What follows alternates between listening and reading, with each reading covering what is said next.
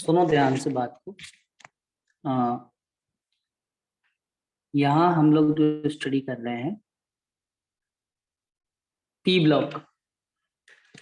Block के compounds को हम लोग स्टडी करेंगे वन बाय वन। जैसे बोरॉन फैमिली वालों को, फिर हम लोग पढ़ेंगे कार्बन फैमिली वालों को। This is the last part. तो आज की क्लास में हमारा टारगेट ये है कि हम लोग बोरॉन फैमिली के कंपाउंड्स को पूरा स्टडी कर लें। तो अब इनको स्टडी करने के लिए हमको कुछ बेसिक्स पता होना चाहिए, जैसे बोरॉन, एल्यूमिनियम, गैलियम, इनका क्या वैलेंसी वगैरह होता है। तो इनके जो भी कंपाउंड्स होंगे हमको वो स्टडी करना है। तो बेसिकली यहाँ पर जो पहला हमको पढ़ना है वो पढ़ना है बोरेक्स। बोरेक्स जो है, इसका फॉर्मूला जो होता है वो Na2B4O7.10H2O, ये इसका फॉर्मूला होता है बोरेक्स का। तो इसमें आपको कुछ बेसिक चीजें पता होना चाहिए, जैसे ये इसका फॉर्मूला। ठीक है, इसका फॉर्मूला क्या है? इसका फॉर्मूला बोरेक्स का Na2B4O7.10H2O। This is the formula of borax, ये याद रखिएगा।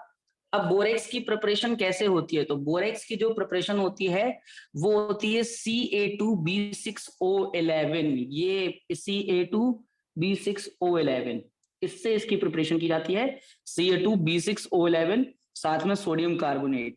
Ca2B6O11 का नाम क्या है? कोलेमेनाइट। इसको इस नाम से जाना जाता है। तो कोलेमेनाइट को जब सोडियम कार्बोनेट से रिएक्ट किया जाता है तो फाइनली हमको जो प्रोडक्ट मिलता है वो प्रोडक्ट में क्या मिल रहा है? Na2B4O7 और साथ में 2NaBO2 और CaCO3। तो ये हमको सब्सटेंस मिलता है इसमें। ये भी याद रखिएगा कि इसमें हमारे पास क्या क्या है कि कोलेमेनाइट से we are preparing borax. Borax हम लोग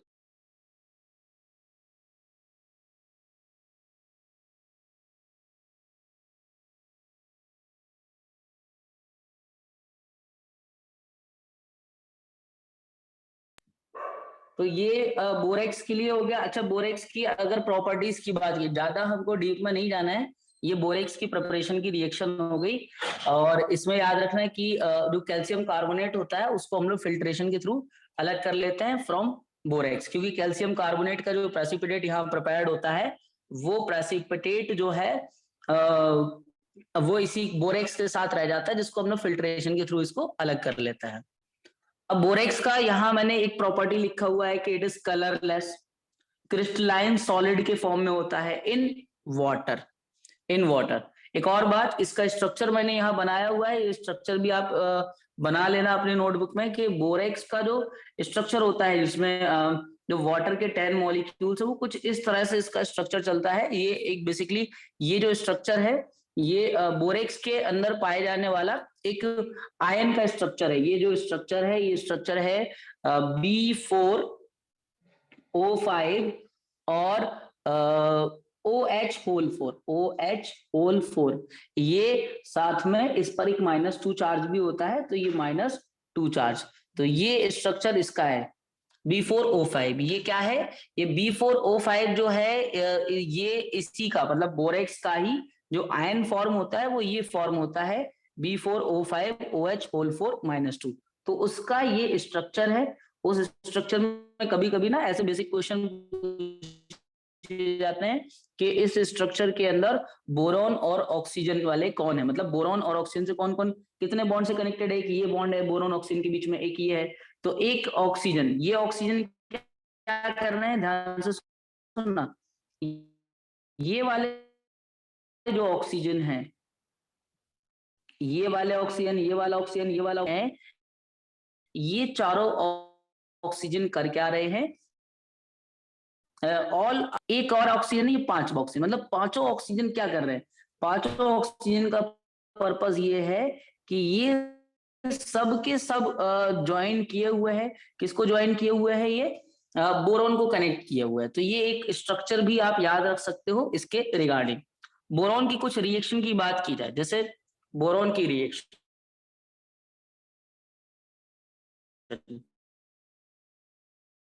क्या हमारा बोरॉन की रिएक्शन, वो है कि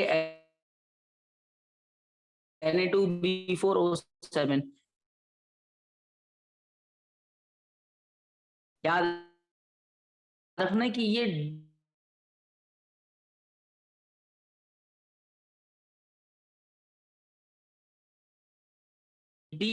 डिहाइड्रेटेड फॉर्म तो अमाउंट चल जाता है, बंद कराओगे तो एक वीक एसिड H3BO3 बनेगा और साथ में NaOH बनेगा, ये बनेगा। और अगर मैं बात करूं हीटिंग इफेक्ट की, तो हीटिंग इफेक्ट में वो जो है ये प्रोडक्ट के फॉर्म में हमको क्या दे रहा होगा, ये हमको वाटर के मॉलिक्यूल्स को रिमूव कर देगा। वाटर के मॉलिक्यूल्स को ये रिमूव कर दे, 7 ये बचेगा। तो Na2B4O7 को अगर आप अगेन हीट कर दोगे तो ये दो पार्ट में ब्रेक हो जाता है, जिसको हम लोग बोरिक एनहाइड्राइड और सोडियम मेटाबोरेट बोलते हैं। और इसका मिक्सचर जो है ये बोरेक्स बीड के नाम से जाना जाता है। इसके अगर कुछ यूजेस की बात करें, जैसे पहला इसका यूज क्या है कि ये हमारे पास इन पोट्री, पेपर इंडस्ट्री में, ग्लास, सोप, कैंडल इंडस्ट्री में, लेदर इंडस्ट्री में, एंटीसेप्टिक बनाने में, और मैन्युफैक्चरिंग ऑफ बोरोसिलिकेट ग्लास, जिसको पायरेक्स ग्लास के नाम से भी जाना जाता है, ये उसमें यूज किया जाता है। तो ये कुछ पॉइंट्स हो गए रिगार्डिंग बोरेक्स, ये कुछ पॉइंट्स हो गए रिगार्डिंग बोरेक्स। तो आप इस पूरे पेज का स्क्रीनशॉट ले सकते हो। अगर मैं यहाँ से सारी चीजें मिटा दूं, ये सब मैं इधर से मिटा दूं, तो आप इस पेज का स्क्रीनशॉट ले सकते हो। इसको आप जूम करके आराम से अपने नोट्स बना लेना।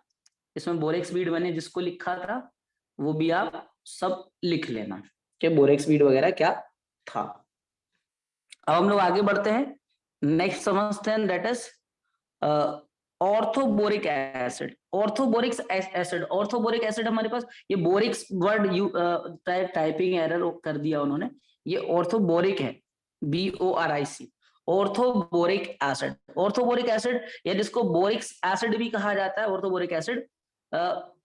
अच्छा, ये बोरेक्स बीड टेक्स्ट, ये बोरेक्स बीड क्या होता है, ये बोरेक्स बीड अभी हमने बताया ना, इट इज द मिक्सचर। तो इसका ना एक टेस्ट भी होता है कि हम लोग क्या करते हैं कि हम लोग इसको प्लेटिनियम वायर में, मतलब प्लेटिनियम वायर के थ्रू इसको हीट करते हैं। एक सेकेंड, एक बच्चा कुछ कह रहा है कि सर क्लास में एंट्री दे दो।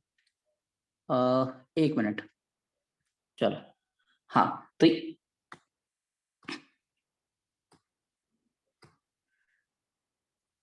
हाँ, ये आप याद रखना कि a transparent bead of B2O3 और NaBO2 फॉर्म होता है कब, जब हम लोग इसको हीट करते हैं। तो ये बोरेक्स बीड टेक्स्ट, ये इस तरह से अगर आपसे पूछा जाए कि what do you mean bye borax bead text, तो याद रखना है इसमें हमने को बस इतना सा दिखाना है कि ये जो सब्सटेंस है, ये जो सब्सटेंस है क्या कर रहा है, ये हमारे पास Na2B4O7.10H2O और ये कन्वर्ट कर रहा है B2O3 और NaBO2 साथ में H2O। ये जो मिक्सचर है, this mixture is called borax bead. ये बोरेक्स बीड है, B2O3 साथ में NaBO2। ये मिक्सचर जो है ये बोरेक्स बीड के नाम से जाना जाता है। और इसकी फर्दर रिएक्शन बताई जाए तो ये B2O3 जो है, इसके जो सब्सटेंस है जिसको बोरिक एनहाइड्राइड के नाम से जाना जाता है, ये कॉपर सल्फेट से रिएक्ट करके कॉपर मेटाबोरेट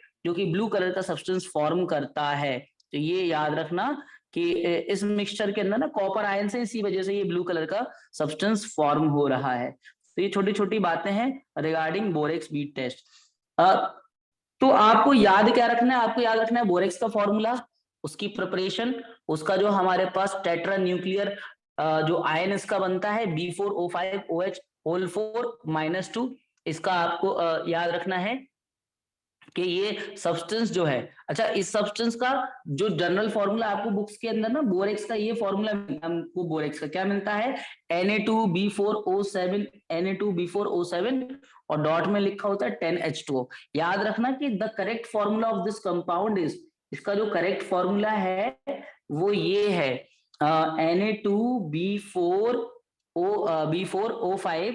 B4O5 और साथ में B4O5OH होल 4 और साथ में 8H2O, ये बेसिकली कॉम्प्लेक्स कंपाउंड है। कॉम्प्लेक्स कंपाउंड को हमको स्टडी अभी आगे करना है क्लास 12 के अंदर। कोऑर्डिनेशन केमिस्ट्री में एक इसको हम लोग पूरा डिटेल में स्टडी करेंगे कि इनके रिगार्डिंग क्या थ्योरी आई। जैसे आपने इनऑर्गेनिक में केमिकल बॉन्डिंग में थ्योरीज वगैरह पढ़ी है ना, वो आगे चल के हम लोग यहाँ पर भी इनके लिए भी valence bond theory, crystal field theory और वार्नर थ्योरी, ये सारे कॉन्सेप्ट हम लोग आगे चल के इसको स्टडी करने वाले हैं। तो ये इसका एक जो करेक्ट फॉर्मूला है वो सेकेंड वाला है, जो ऊपर मैंने नोट्स में भी मेंशन किया हुआ है कि जो उसका जो करेक्ट फॉर्मूला है वो सेकंड वाला है। एक्चुअली जो फॉर्मूला है वो पहला वाला जो फॉर्मूला है वो सही नहीं है regarding to borax.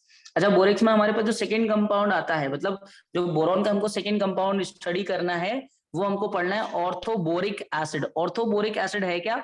Orthoboric acid जो है ये H3BO3, ये H3BO3 is called orthoboric acid. अब ये बनता कैसे, इसकी अगर प्रिपरेशन की बात की जाए तो सबसे पहले प्रिपरेशन अगर मैं बोरोन के कंपाउंड लाइक BCl3 या B2H6 या B यहाँ पर ये Bn, तो इनसे ये कंपाउंड हमारे पास BN3 कर देना, इसको BN3, ये करेक्शन कर लेना कि it was a B, sorry BN3 नहीं, ये BN ही है, सही लिखा, वो सही लिखा, BN ही है।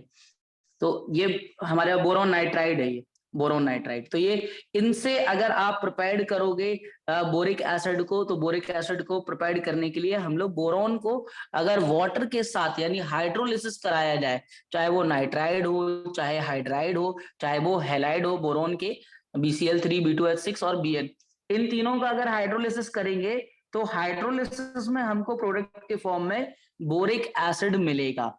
इसके अलावा हम लोग बोरेक्स से भी इसको प्रिपेयर कर सकते हैं, जो कि हमारे पास ये रिएक्शन रही कि बोरेक्स से भी हम लोग प्रिपेयर कर सकते हैं। पहली रिएक्शन मैंने क्या लिखी कि बोरेक्स को जब रिएक्ट कराते हैं तो this is called tetraboric acid, इसका नाम है टेट्राबोरिक एसिड, ये याद रखिएगा कि it is tetraboric acid. So tetraboric acid को जब हाइड्रोलिसिस कराया जाता है तो वो आगे, मतलब मैं नेक्स्ट पेज की बात करूंगा, अब यहाँ पर नेक्स्ट पेज पे बता रहा हूं कि ये रहा, ये रही वो रिएक्शन आगे, कि जब टेट्राबोरिक एसिड को जब हम लोग रिएक्ट कराते हैं ना, तो टेट्राबोरिक एसिड ये टेट्राबोरिक एसिड हाइड्रोलिसिस के थ्रू, बाय हाइड्रोलिसिस ये कन्वर्ट हो जाता है with the help of hydrolysis, ये किसमें, बोरिक एसिड में, ये बोरिक एसिड में बदल जाता है।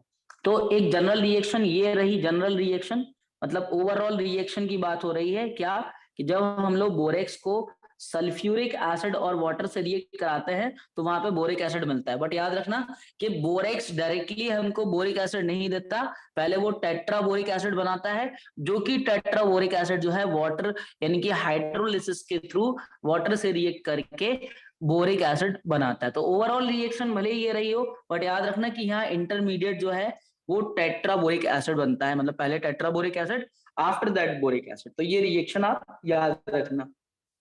अब कोलेमेनाइट यानी कि हम लोग Ca2B6O11, ये कोलेमेनाइट का फॉर्मूला डायरेक्टली याद रख लेना। ये हमसे पूछ सकता है कि what do you mean by colemanite, या इसका क्या फॉर्मूला होता है, that is Ca2B6O11 is called colemanite, जो कि सल्फर डाइऑक्साइड और वाटर, इसको अगर आप SO2 गैस पास करा दो, किसमें, कोलेमेनाइट में, कंसंट्रेटेड फॉर्म में होता है, एक्वस फॉर्म में होता है, ये कंसंट्रेटेड एक्वस सॉल्यूशन ऑफ कोलेमेनाइट, इसमें अगर SO2 गैस पास कराई जाए तो ये हमको बोरिक एसिड दे देता है। इसकी कुछ प्रॉपर्टीज हमको याद रखना है।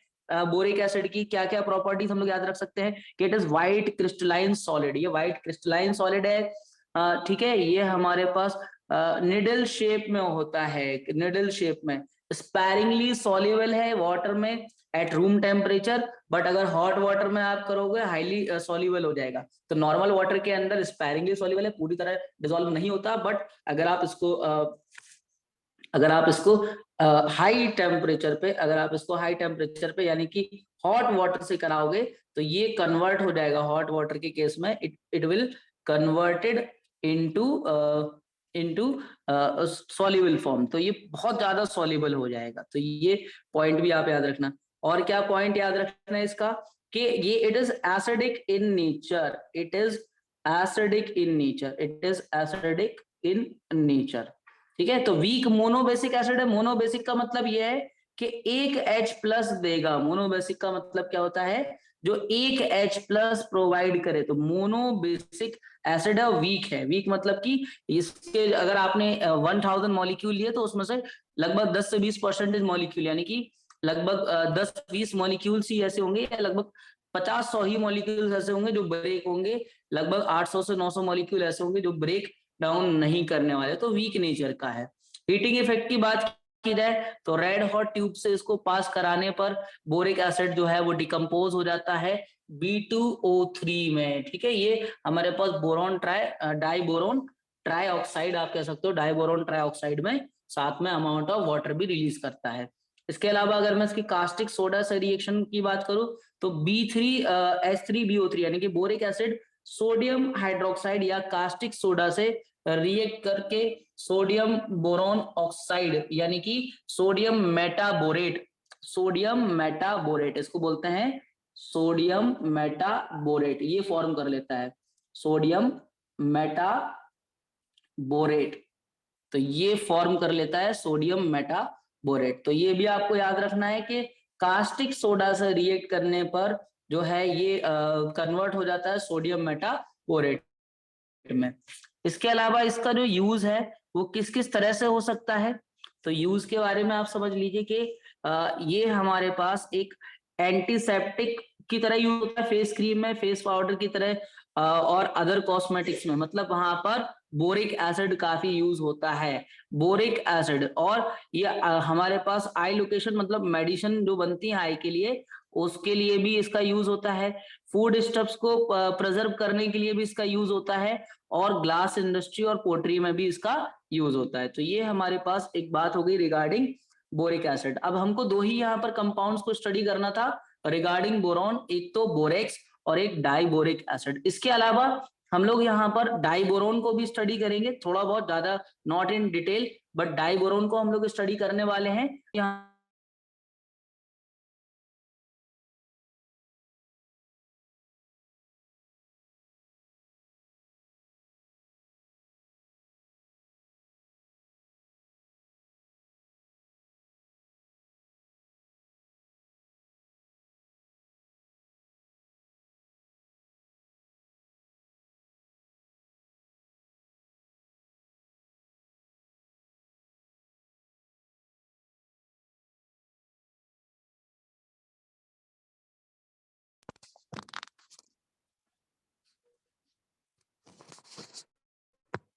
हाँ बच्चों, तो हम लोग बात कर रहे थे बोरोन के हाइड्राइड्स की। बोरोन हाइड्राइड्स मतलब यहाँ पर जो बोरोन के हाइड्राइड्स होते हैं उनको एक टर्म से बुलाया जाता है, दैट इज बोरेंस। इनको हम लोग बोलते हैं बोरेंस कहते हैं इनको, दिस इज कॉल्ड बोरेंस। ये बात याद रखना कि बोरोन के हाइड्राइड्स को हम लोग बोरेंस कहते हैं। इनके जनरल जो हमारे पास फॉर्मूला होते हैं बोरोन के हाइड्राइड्स के, बोलते हैं BnHN+4, यानी यहाँ पर आप काफी सारे B2H6, B5H9 and so on ये सब बना सकते हो, B6H10, ये एग्जांपल भी लिखे हुए हैं। BnHN+6 यानी कि जितना बोरोन की क्वांटिटी उससे 4 ज्यादा या 6 ज्यादा उसमें हाइड्राइड्स पाए जाते हैं। यहाँ हमको जो स्टडी करना है वो डाइबोरेन को स्टडी करना है, नहीं B2H6 को हमको स्टडी करना है। तो डाइबोरेन जो होता है ये इंडस्ट्री में कैसे हम लोग प्रिपेयर करते हैं, एक इंडस्ट्रियल लेवल की बात है। और दूसरी जो बात लिखी हुई है वो ये लिखी हुई है कि लैब में अंदर कैसे प्रिपेयर करना है। तो इंडस्ट्रियल लेवल पे हम लोग इसको प्रिपेयर करते हैं with the help of BF3 यानी कि बोरॉन ट्राइफ्लोराइड, और साथ में सोडियम हाइड्राइड को इतना टेम्परेचर अराउंड 450 केल्विन टेम्परेचर पे इनको रिएक्ट कराते हैं हम लोग, तो डाइबोरोन और सोडियम फ्लोराइड ये बन जाता है। लैब के अंदर कैसे बनाते हैं इसको, तो सोडियम बोरोन हाइड्राइड को रिएक्ट कराते हैं आयोडीन से, तो हमको क्या मिल जाता है, डाइबोरेन। तो ये हमको कुछ इंफॉर्मेशन है मतलब रिएक्शन के रिगार्डिंग, ये छोटी छोटी रिएक्शंस हमको लिख करके याद करना है। इसकी प्रॉपर्टीज की अगर बात की जाए तो हम लोग ये कहेंगे कि जो डाइबोरेन है it is the colourless highly toxic gas with boiling point 180 kelvin. इसकी स्टेबिलिटी की अगर बात की जाए तो ये अराउंड 373 से लेकर के 523 केल्विन तक ये अपने आप को ब्रेक डाउन कर लेता है। और 200 एटमॉस्फेरिक प्रेशर, मतलब प्रेशर काफी ज्यादा नीड होती है, टेम्परेचर इतना नीड नहीं है, बट हाँ प्रेशर ज्यादा नीड होता है तभी ये जो है अपने आप को कन्वर्ट कर लेता है। ये B2H6 किसमें, डाइबोरिक या orthoboric acid H3BO3 orthoboric acid में ये कन्वर्ट कर लेता है। कंबशन की बात की जाए तो ये O2 के साथ बर्न होकर बोरिक एनहाइड्राइड यानी कि B2H6 3O2 से रिएक्ट करके कंबशन कर रहा है और बोरिक एनहाइड्राइड प्रोवाइड कर देता है।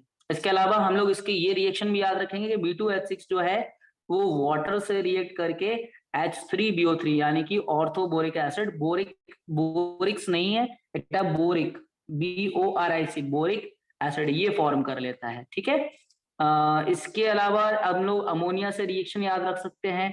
अमोनिया से रिएक्शन याद रखने में इसमें ना एक कॉम्प्लेक्स आयन फॉर्म होता है इंटरमीडिएट के फॉर्म में, बट फाइनली हमारे पास जो B3N3H6 बन रहा है, B3N3H6, इसको बोराजीन या इनऑर्गेनिक बेंजीन के नाम से जाना जाता है। दिस इज इनऑर्गेनिक बेंजीन या बोराजीन इसको कहते हैं, इनऑर्गेनिक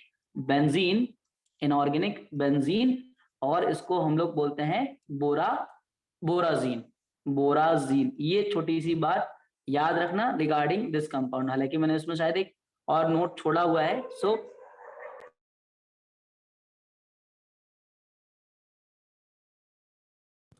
आगे देखो।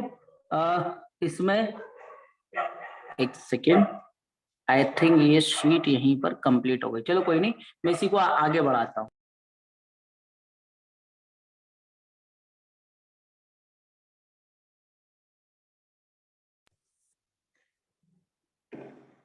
चलो देखो,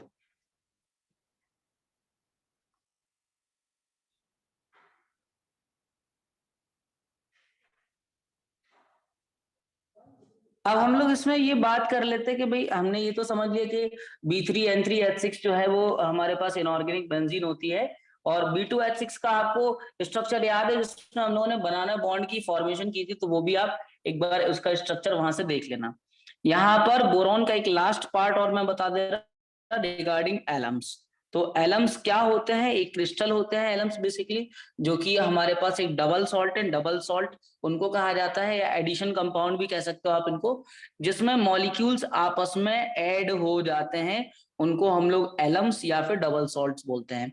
इनका जो जनरल फॉर्मूला होता है, ये एलम्स जो है ये डबल सॉल्ट है, डबल सॉल्ट, या मैं इसको कह सकता हूँ कि एडिशन कंपाउंड है। एडिशन कंपाउंड का मतलब क्या होता है कि जहां मॉलिक्यूल्स आपस में जुड़ जाएं without reacting with each other, वो रिएक्ट नहीं कर रहे हैं, बस केवल एक दूसरे से जाकर के एड ऑन हुए हैं, तो उनको हम लोग डबल सॉल्ट या एडिशन कंपाउंड बोलते हैं। एलम्स का जो जनरल फॉर्मूला है इसका, वो जनरल फॉर्मूला हमारे पास होता है, एलम्स का general formula it is M2SO4 M2-SO4 whole thrice M2-SO4 whole thrice .24H2O। ये एक जनरल फॉर्मूला है रिगार्डिंग एलम्स। अब इस जनरल फॉर्मूले में क्या हुआ कि यहाँ आप ये कह सकते हो कि जैसे मान लीजिए हम यहाँ पर M की बात करें, तो M के प्लेस पर हमारे पास कोई मोनो एटॉमिक कैटायन होता है। मोनो एटॉमिक कैटायन लाइक हमारे पास सोडियम प्लस हो सकता है या पोटेशियम प्लस हो सकता है। इवन हमारे पास या हम लोग ये कह सकते हैं कि मोनो एटॉमिक में इवन हमारे पास NH4 प्लस, तो ये हमारे पास जो है ये कैटायन तो है, ये हमारे पास एक सिंगल चार्ज वाला कैटायन है, तो इससे हमारे पास काफी सारे एलम्स प्रिपेयर्ड हो सकते हैं। और यहाँ जो M डैश है वो M डैश हमारे पास ट्राईवैलेंट है। ये मोनो एटॉमिक वर्ड की जगह ना या आप मोनोवैलेंट वर्ड लिख लोगे, it will more correct. Monovalent मतलब कि जिनके ऊपर चार्ज जो है वो +1 है, और ये इसको आप कहोगे इट इज ट्राईवैलेंट। तो ट्राईवैलेंट कैटायन जो है वो हमारे पास होते हैं लाइक Al+3 या Cr+3 या Fe+3। तो इससे ना काफी सारे कंपाउंड्स का फॉर्मेशन हो जाता है। जैसे मैं कह सकता हूँ कि K2SO4 Al2SO4 का होल थ्राइस साथ में 24H2O। तो ये पहला जो फॉर्मूला है इसका नाम है पोटैश एलम। इसी तरह से पोटैश एलम के अलावा सोडियम एलम भी आप बना सकते हो। तो ये फॉर्मूले हमें डायरेक्ट पता होने चाहिए पोटैश एलम का क्या है, या मैं दूसरा फॉर्मूला यहाँ पर अगर सोडियम यूज कर लूं कि Na2SO4 Al2SO4 का होल थ्राइस है, याद रखना SO4 का होल थ्राइस 24H2O। तो ये जो फॉर्म हुआ है इसको हम लोग बोलते हैं this is called sodium alum. Sodium alum कहते हैं। एक और कंपाउंड जिसका आप नाम दे सकते हो जैसे K2SO4, K2SO4, FeSO4 का होल थ्राइस, FeSO4 का होल थ्राइस डॉट 24H2। याद रखना कि एलम जो ये फॉर्म हुए हैं ना, अमाउंट ऑफ हीट देने पर ये सारे के सारे अपने आप को ब्रेक डाउन कर लेते हैं, यानी सारे अलग हो जाएंगे। K2SO4 अलग हो जाएगा, Al2SO4 होल थ्राइस अलग हो जाएगा, ये सब अलग अलग हो जाएंगे सारे के सारे। तो ये 24H2O तो ये कहलाता है हमारे पास फेरिक एलम। तो बस आपको ना छोटी छोटी बातें याद रखना है कि कौन हमारे पास पोटैश एलम है, कौन हमारे पास सोडियम एलम है, कौन हमारे फेरिक एलम है। ये पोटैश एलम जो है, ये जो फिटकरी हम लोग घरों में यूज करते हैं, जब किसी को चोट लग जाती है तो जो व्हाइट कलर का एक क्रिस्टलाइन सॉलिड होता है वो चोट वाली जगह पे लगा देने पर ये क्या करता है कि ये अपने ऑपोजिट आयंस प्रोवाइड करता है, ताकि जो ब्लड वहां से आ रहा है वो ब्लड वहां जाकर के पूरे ब्लड्स के जो ऑपोजिट आयंस है और इस पोटैश एलम के जो आयंस है ये जाकर के एक दूसरे पे एक ब्लॉक बना देते हैं, ब्लॉक रोक देते हैं, सारे के सारे ब्लड को वहां पे ना थोड़ी देर के लिए जमा देते हैं। तो जो पीछे से जो ब्लड आ रहा होता तो वो आगे जहां से चोट लगी होती है ना वो कट वाली एरिया से बाहर नहीं निकल पाता। इसके अलावा एक और एलम का नाम आप याद रख सकते हो, क्रोम एलम या फिर यहाँ अमोनियम एलम, जैसे कि NH4 whole twice, NH4 whole twice SO4 dot Al2SO4 का होल थ्राइस और डॉट 24H2O। तो ये कहलाता है अमोनियम एलम। अमोनियम एलम के नाम से जाना जाता है, अमोनियम एलम। हाँ, इसमें इसमें पोटैश एलम इंपॉर्टेंट है। पोटैश एलम की जैसे आप बेसिक प्रॉपर्टीज याद कर सकते हो पोटैश एलम के रिगार्डिंग। अच्छा, पोटैश एलम की प्रिपरेशन की अगर मैं बात करूं, जैसे पोटैश एलम को थोड़ा सा अपन डिस्कस ही कर ले रहे हैं। पोटैश एलम, सो पोटैश एलम जो है, पोटैश एलम, तो पोटैश एलम की अगर मैं प्रिपरेशन की बात करूं तो प्रिपरेशन के लिए हम लोग डायरेक्टली ये बात याद रखेंगे कि ये एडिशन कंपाउंड है। कूल करने पर सब्सटेंस को किसको, K2SO4 और साथ में Al2SO4 का होल थ्राइस, ये सब्सटेंस, इन सब्सटेंस को कूल करने पर 24H2O ये सब आपस में जुड़ करके एक क्रिस्टलाइन सॉलिड बना देते हैं, K2SO4 Al2SO4 का होल थ्राइस, और हीट करने पर ये रिमूव भी कर देता है एक दूसरे को 24। अच्छा, अमाउंट ऑफ हीट दो बार प्रोवाइड करना पड़ती है, पहले हीट करने पे ये इस पार्ट में और H2O में अलग ब्रेक होता है और फिर हीट करने पर ये उसको फर्दर और सब डिवाइड कर देता है। अच्छा, इसके कुछ पार्ट जो हैं, जैसे इसके अंदर हमारे पास K2SO4 भी है, Al2SO4 होल थ्राइस भी है, 24H2O भी है। तो जब इनकी रिएक्शन कराई जाती है तो ये चेक करते हैं कि भाई Al2SO4 से कोई रिएक्ट करके, जैसे सोडियम हाइड्रोक्साइड जब आता है तो वो Al2SO4 पे अटैक करता है, तो पूरे सब्सटेंस पे तो अटैक नहीं करेगा कि सबके साथ रिएक्ट कर जाए, हाँ कुछ कुछ के साथ ये रिएक्ट कर जाता है। इसके अलावा ये जो है हमारे पास वाटर प्यूरिफिकेशन में भी इसका यूज होता है, ये डाई के अंदर भी यूज होता है एज अ मॉडरेंट की तरह, और ये हमारे पास जो है जहाँ ब्लीडिंग हो रही होती वहां पर भी एज अ सेप्टिक की तरह यूज किया जाता है, और जो लेदर की टैनिंग हो जाती है उसके लिए भी यूज करते हैं हम लोग, लेदर पर जो टैनिंग होती है, या पेपर की साइजिंग के लिए भी इसका यूज होता है। तो ये कुछ इसके यूजेस हो गए। और इनकी आप कुछ और अगर रिएक्शन की बात करूं तो ये एसिड से भी रिएक्ट कर लेते हैं, बेस से भी रिएक्ट कर लेते हैं, बट नॉट कंप्लीटली, कुछ कुछ पार्ट रिएक्ट करेगा और कुछ कुछ पार्ट रिएक्ट नहीं करेगा। तो ये बोरॉन फैमिली का था। आपने बोरॉन फैमिली में क्या क्या पढ़ा, बोरॉन फैमिली के कंपाउंड्स की मैं बात करूं तो एक तो हम लोगों ने क्या पढ़ा बोरॉन फैमिली में, एक हम लोगों ने पढ़ा बोरेक्स, बोरेक्स के अलावा हम लोगों ने पढ़ा बोरिक एसिड, बोरिक एसिड के अलावा हमने जाना एक B2H6 यानी डाई बोरोन को, और हमने जाना पोटैश एलम को। तो ये चार चीजों को हमने पढ़ा है।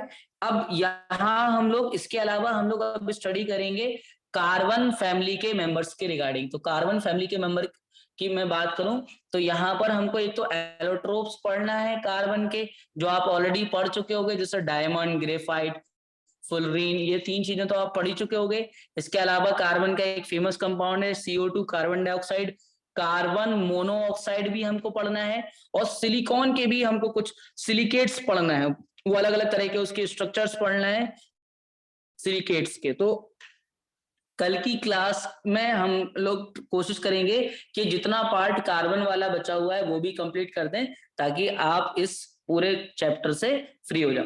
तो ये क्लास को आप आराम से स्टॉप कर करके प्रॉपर तरीके से आप नोट्स बनाइएगा, हर एक पॉइंट को लिखिएगा जो मैं यहाँ पर बोल रहा हूँ। तो ध्यान से आप पूरे प्रॉपर नोट्स बनाने के बाद एक बार और इस लेक्चर को अटेंड करना, ताकि आपको चीजें ना अच्छे से मेमोराइज हो जाए, क्योंकि ये चैप्टर ना मेमोराइज करने वाला है, थियोरेटिकल पार्ट ज्यादा है। जैसे पोटेश एलम का फॉर्मूला क्या है, बोरेक्स का करेक्ट फॉर्मूला क्या है, बोरेक्स कैसे रिएक्ट कर रहा है, बोरिक एसिड कैसे रिएक्ट कर रहा है, तो ये सारी जितनी बेसिक बात है ना, ये सारा का सारा आप अच्छे से प्रिपेयर्ड कर लेना पी ब्लॉक के रिगार्डिंग। तो मिलते हैं फिर अपन नेक्स्ट क्लास।